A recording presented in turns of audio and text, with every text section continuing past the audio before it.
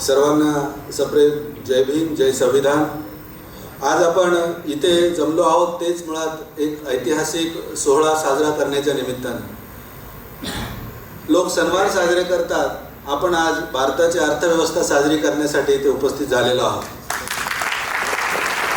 ज्या अर्थव्यवस्थेने भारताच्या लोकशाहीचा पाया रचला, तो पाया भरभक्कम करणारे महामानव डॉक्टर बाबासाहेब आंबेडकर यांना स्मरण करण्यासाठी, आधुनिक भारताचे शिल्पकार डॉक्टर बाबासाहेब आंबेडकरांना स्मरण करण्यासाठी प्राध्यापक एडविन सेलिग्मन म्हणतात की डॉक्टर आंबेडकरांनी त्यांच्या देशात वित्तीय क्षेत्रात घडणाऱ्या महत्त्वाच्या घटनांच्या पार्श्वभूमीवर आपल्या विषयाची मांडणी अत्यंत वस्तुनिष्ठ आणि तटस्थपणे केली आहे। त्यांचे निष्कर्ष इतर देशांनाही लागू पडतील असे आहेत। वित्तीय क्षेत्रातील तत्वांचा इतका व्यासंगपूर्ण आणि व्यापक आढावा इतर कुणी घेतल्याचे मला आठवत नाही। त्यांनी सादर केलेल्या प्रबंधात त्यांनी कंपनीच्या काळातील जमीन महसूल, तो जमा करण्यासाठी तयार करण्यात आलेली जमीनदारी व रयतदारी पद्धत, मिठावरील कर, कस्टम ड्यूटी, स्टॅम्प ड्यूटी इत्यादींचा तर्कशुद्ध विचार केलेला आपल्याला दिसून येतो। आणि चकित करणारी गोष्ट म्हणजे त्या काळात अर्थात 1792-93 पासून ते 1857-58 पर्यंत म्हणजे भारताचा राज्यकारभार कंपनीपासून ते ब्रिटिश सरकारपर्यंत जाईपर्यंत 66 वर्षांमध्ये कंपनीने जमा केलेला एकूण महसूल आणि केलेल्या खर्चाचा वर्षवार आकडेवारी त्या आपल्या प्रबंधामध्ये बाबासाहेब आंबेडकरांनी दिलेली आपल्याला दिसून येते। अर्थात कंपनीचे हे वित्तीय धोरण भारताला लुबाडणारे, आर्थिक शोषण करणारे होते हे सांगून बाबासाहेबांनी कंपनीच्या धोरणांची लक्तरे जगाच्या वेशीवर टांगून ठेवली। ब्रिटिशांच्याच विद्यापीठात जाऊन त्यांच्याच जुलमी वर्तनाचे वाभाडे काढणाऱ्या डॉक्टर बाबासाहेब आंबेडकरांनी प्रखर राष्ट्रवादी नेत्याची व्याख्या स्वतःच्या कृतीतून सिद्ध केली होती। डॉक्टर बाबासाहेब आंबेडकर यांनी अर्थशास्त्रीय संशोधन करताना भारतातील सामाजिक स्थिती तसेच आपले राष्ट्रप्रेम सतत जागे ठेवल्याचे आपणास दिसून येते।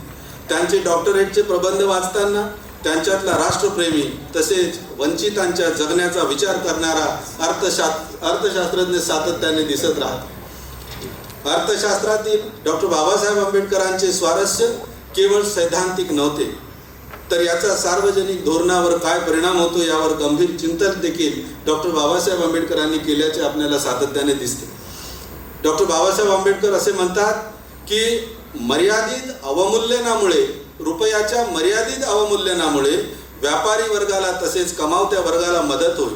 खूप तीव्र अवमूल्यन झाल्यास मात्र नुकसान ठरेल, कारण रुपयाची घसरण जर खूप जास्त झाली तर त्यामुळे उच्च चलनवाढीचा धोका संभवतो।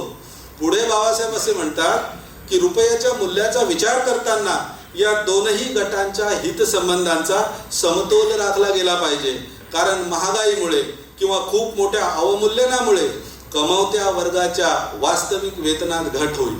आणि म्हणून आज द प्रॉब्लेम ऑफ रुपी या महान ग्रंथाला 100 वर्ष पूर्ण होताना आपणा सर्वांना बाबासाहेबांचे योगदान आठवणे क्रमप्राप्त ठरते।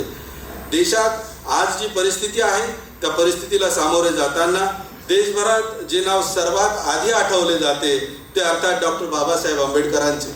आणि का आठवू नये ते नाव, का आठवू नये? कारण आपल्या रोजच्या जगण्यातील छोट्या छोट्या गोष्टीवर बाबासाहेब आंबेडकरांची मोहर असल्याचे आपल्याला पदोपदी जाणवते। मग आपल्याला मिळणारा पगार असो, पेन्शनचा अधिकार असो, आरक्षणाचा अधिकार असो, इन्शुरन्सचा अधिकार असो, एम्प्लॉयमेंटचा अधिकार असो, मतदानाचा अधिकार असो, विद्युत क्षेत्र, धरण क्षेत्र, शेती, भूमीचा अधिकार, सामाजिक न्यायाचा हक्क आणि आर्थिक स्वातंत्र्याचा हक्क ही बाबासाहेबांची आपल्याला सगळ्यात मोठी दिलेली देण आहे। मग भारतीय रिझर्व्ह बँकेची स्थापना असो किंवा या देशातील प्रत्येकाच्या खिशात असणारा रुपया, ती देखील बाबासाहेबांची देण आहे। ती या अर्थाने की रुपयाचा भारतीय नागरिकाशी असलेला करार देखील बाबासाहेबांची देणगी। आपल्या खिशातले रुपयाचे मूल्य धारकाला मिळावे यासाठी थेट राष्ट्रपतींना बाध्य करणारे बाबासाहेब आंबेडकर आहेत। ही गोष्ट भारतवासियांच्या प्रामुख्यानं आम्ही आज आठवण करणं गरजेचे आहे। भारतातील प्रत्येक जाती समूहाला जोडणारा दुवा, त्यांच्यासाठी मूलभूत काम करणारा महत्त्वाचा दुवा म्हणजे डॉक्टर बाबासाहेब आंबेडकर। मानवी अधिकारांचे रक्षण असो किंवा सामाजिक न्याय असो अथवा आरक्षणाचा अधिकार व आर्थिक न्याय आपल्याला डॉक्टर बाबासाहेब आंबेडकरांना ओलांडून पुढे जाताच येत नाही. आणि त्यामुळेच जेव्हा हा सोहळा करण्याचे आम्ही निश्चित केले तेव्हा सर्वात आधी स्मृतिशेष मधुकरराव तामगाडगे ट्रस्ट, ONGC आणि यशवंतराव चव्हाण प्रतिष्ठान यासोबत युनियन बँक आमच्या पाठीशी ठामपणे उभे राहिले. कोलंबिया विद्यापीठ, सोआस विद्यापीठ, लंडन स्कूल ऑफ इकॉनॉमिक्स, देश विदेशातील नामवंत अर्थतज्ञ, वरिष्ठ संपादक, ज्येष्ठ नेते मंडळी, सामाजिक कार्यकर्ते या सर्वांनी मदतीचा हात पुढे केला आणि आज हा सोहळा आज आकारास येतो आहे. मी सोहळ्यास आपल्या सर्वांचं मनस्वी स्वागत करतो, आयोजकांच्या वतीनं मनस्वी स्वागत करतो. सरतेशेवटी आपणास माहिती आहे, फक्त एक ईस्ट इंडिया कंपनी भारतामध्ये आली आणि तिने एवढी लूट केली तर आजच्या काळामध्ये आपण बघतो देशात असंख्य विदेशी कंपन्या व्यापारासाठी भारत देशात येत आहेत, आलेल्या आहेत. जर एक कंपनीने एवढी लूट केली असेल तर या इतक्या सगळ्या कंपन्या काय करू शकतात याचा विचार न केलेला बरा. मात्र एक फरक निश्चित आहे, ज्या काळात ईस्ट इंडिया कंपनी भारतात आली त्या काळामध्ये कंपनी ही त्यांची आणि राज्यकारभारही त्यांच्याच हातात होता. आज मात्र परिस्थिती वेगळी आहे. आपण आज एक सार्वभौम राष्ट्र म्हणून जगभरात मान्यता प्राप्त आहोत. विदेशी कंपन्या देशात व्यापारासाठी येणं हे जरी क्रमप्राप्त असेल तरी मात्र आंतरराष्ट्रीय व्यापाराच्या दृष्टीने, आंतरराष्ट्रीय व्यापारी धोरणांच्या दृष्टीने क्रमप्राप्त असेल तरी देखील ईस्ट इंडिया कंपनीप्रमाणे त्यांना देशाची लूट करता येणार नाही. ही शक्ती भारतीय सरकारांना, भारतीय संविधानाने दिलेली आपणास दिसून येते. राज्यकर्त्यांनी धोरणे बनविताना आणि राबविताना साकल्याने या गोष्टीचा विचार जर केला तर इतिहासाची पुनरावृत्ती होण्यापासून निश्चितपणे रोखता येऊ शकते.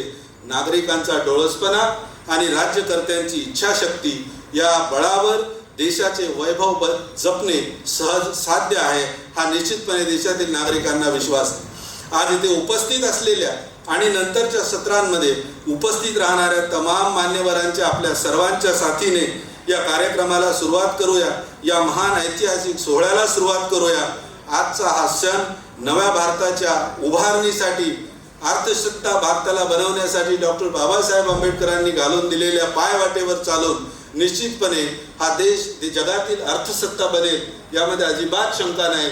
त्या दृष्टीने आजचा हा सोहळा दिशादर्शक ठरो ही मनीषा, ही मंगल कामना व्यक्त करतो आणि मी जय मंगल धनराज आपली सर्वांची रजा घेतो. जय भीम, जय भारत, जय संविधान.